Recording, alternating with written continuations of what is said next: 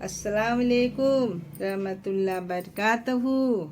بچوں، اردو کی دوسری کتاب چیپٹر نمبر 2 حضرت رسول خدا صلی اللہ علیہ وسلم کے اخلاق۔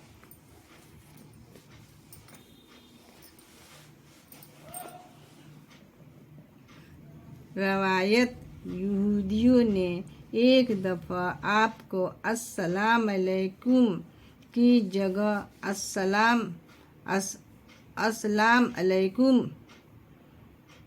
جس کے معنی یہ ہیں تم پر موت آئے، ام المومنین حضرت عائشہ صدیقہ رضی اللہ عنہا جو آپ کی بیوی تھیں، غصے ہو کر کہا تمہیں پر موت اور لعنت ہو۔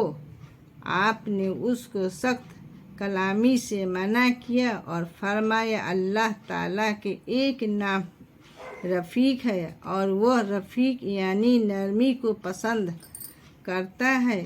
ایک روایت میں یہ بھی ہے کہ فرمایا اے عائشہ نرمی اختیار کرو اور بد گوئی سے بچ۔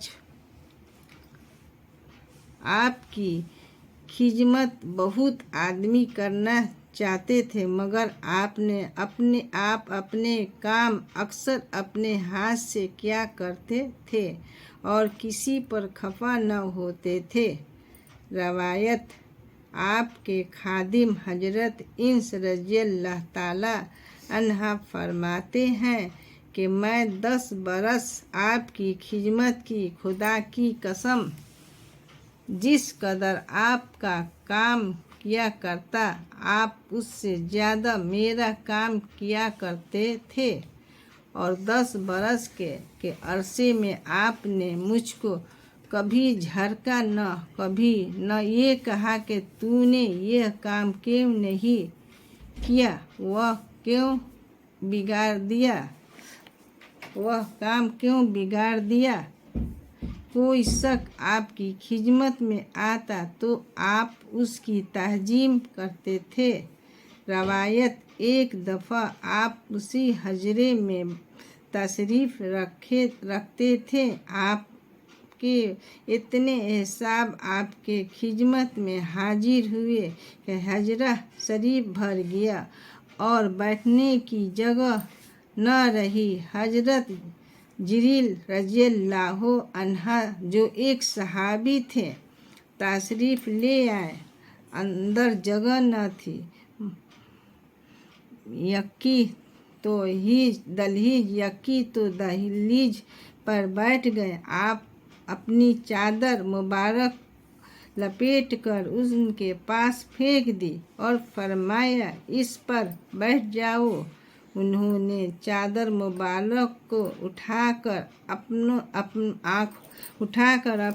اپنی آنکھوں سے لگایا اور بوسہ دے کر رونے لگے، تہ کر کے آپ کو پھر دے دی اور عرض کی میں اس لائق نہیں کہ آپ کی چادر مبارک پر بیٹھوں جیسی آپ نے میری تعظیم و تکریم کی، خدا آپ کی تعظیم و تکریم کرے۔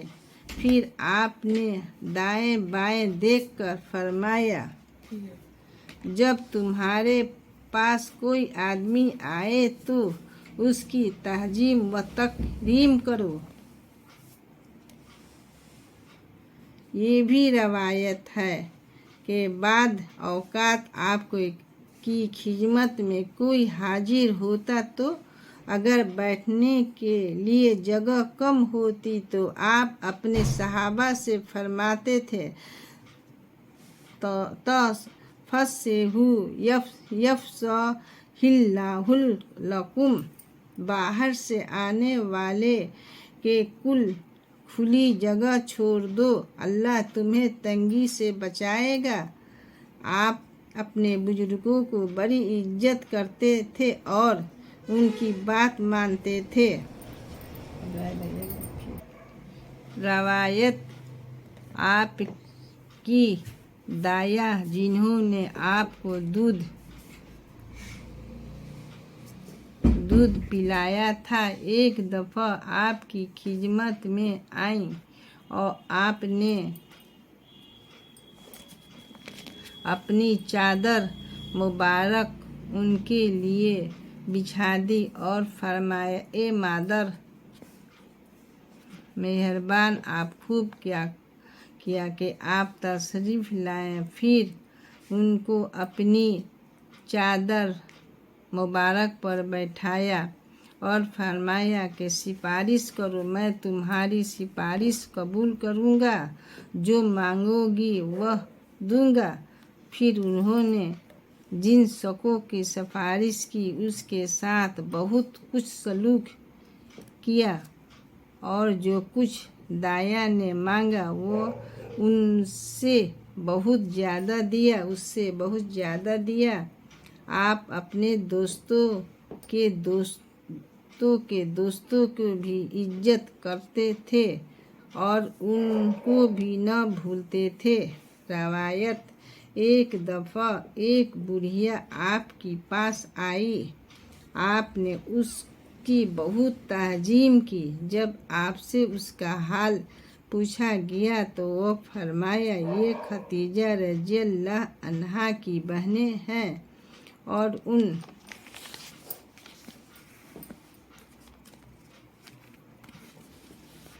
उनके पास आया करती थी।